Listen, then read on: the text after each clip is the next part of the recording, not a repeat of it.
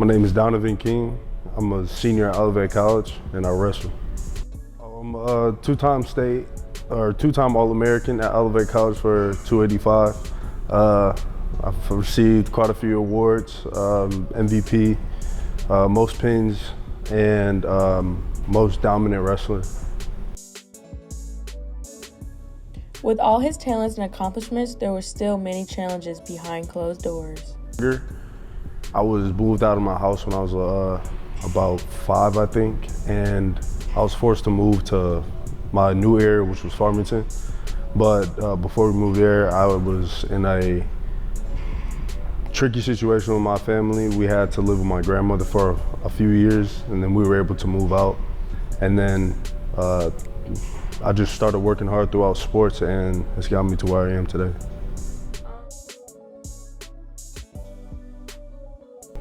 When I was in the 2nd grade, my gym teacher was a wrestler, and he was friends with this wrestler named Steve Frazier, and he used to come up to the school and practice with us. And so one day I saw him in the gym, and they told me I should start wrestling. And I came after school one day, and I've been wrestling ever since. I am proud. I am so proud of him because of, everybody, I think everybody has different thoughts about them from the outside, and he's a big guy, so a lot of people just expect, oh man, he's gonna go out there, he's just so big, he's gonna kill everybody. And what I think is the most proud is that he is always talking to us about how I become more accountable on things, and how I become a better leader, and how I can grow. And it's not like you can look at him and say, oh, he's talented. Well, everybody from the outside does that, but then you got to come in here and see where somebody who's had that talk in his ear a long time can become so humble.